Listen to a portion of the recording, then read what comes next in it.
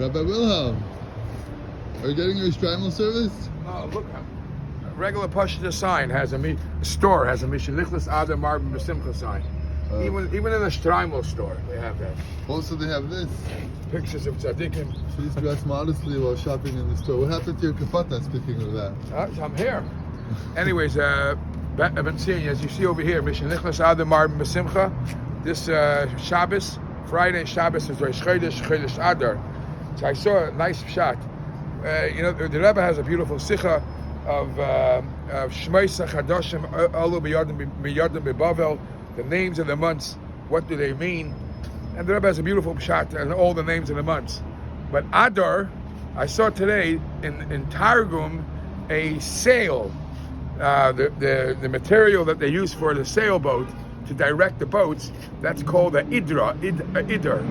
So one of the Chassidish Sfarim says that this month we are able to direct our life just like a sailboat. He puts up the sail to direct it through the rushing waters. So this Simcha month gives us direction for the rest of the year. So this is where we lift up the sail, and is it called the sail, right? And so we should. So you should. Sure. You don't go sailing too often, right? I'm sailing through life. All right. So this is the month we should chaparain simcha, and the simcha overrolls into the rest of the year. It gives us a stronger koyach opportunity to be successful in what we do. All right. The famous pasuk in this week's parsha is Va'asili Mikdash V'Shachati B'Soicha. I want to say two lessons. We know that the Rebbe kept on saying that it's not only the Beis Hamikdash, the Mishkan. We have to make our own home, Beis Hamikdash Ma'at, Beis Chabad, as the Rebbe would always say. It's just two beautiful lessons that we can learn from how the Mishkan was established. Number one, everybody asks, why did the Keroshim, the beams that the Mishkan was made from, Yaakov planted it, and when Yaakov planted it, Yidden schlepped it, the you couldn't get Keroshim, you had to schlep Keroshim. Why was Yaakov so insistent that he should plant it? He should take my Keroshim and that schlep along. What is this all about? I know. What? Yeah, what's your answer? He was planting hope. He wanted people to have hope. All along to know that in the future they're going to use them for. But there's actually a second lesson too, and the second lesson would be based on another question.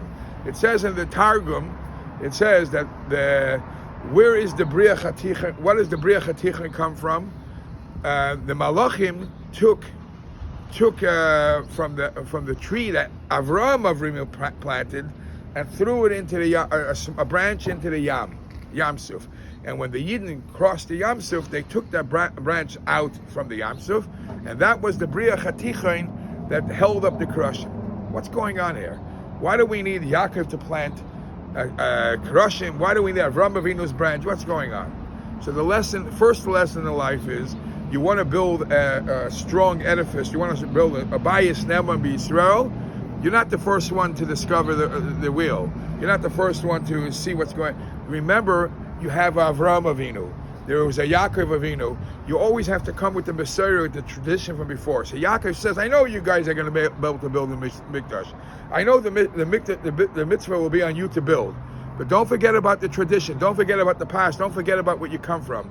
And where you come from gives you the koyach and the chizuk to be able to build it. Without that, it's much, much harder. Lesson number one. Lesson number two, if you see something, there's a common denominator in many of the kalim of the Mishkan. Let's start with the kapiris on the Aron. The kapiris was miksha achas, was one shtick. The menorah had to be carved out and had to be miksha achas. What else? The mizbeach, the corners of the mizbeach, it says it came mimena yiyu, from the structure. The yeriyas had to be attached. What's the significance in all this? The secret to success, to be able to build everlasting binyan, is if there is achdus, if there is unity amongst the things, and it's not separation, then you're going to have an everlasting binyan. If there is disputes and there's separations between people, even if temporarily you somehow stick together to make this work, it's not going to be everlasting. So you need to have the knowledge that you're coming on the shoulders of the giants, and there's a Seder that you have to follow, and have Achdus, and that will be an everlasting binyan Beis HaMikdash, and that will lead to the Beis HaMikdash Hashlishi B'Karev. Oh, beautiful. I wanted to share with you also one little word. Sure. One little You also want to get a tradition shtreimel? I don't know, maybe. I will see your shtreimel and then we'll see. That looks good. So, V'asul in Mikdash v'shchanti b'seicham. Yeah. So I asked a friend of mine, what does he have regarding this? And he came up with an interesting insight. V'asul in Mikdash. Can I take you? Yeah, we also in Mikdash. V'asul in Mikdash. So if you make yourself into a Mikdash, v'shchanti b'seichem, and your schus, Hashem is going to also dwell within other people, even if they haven't made themselves into Every Mikdash. act that you do has an effect on the bigger picture. Exactly. All right, beautiful. Good Chodesh.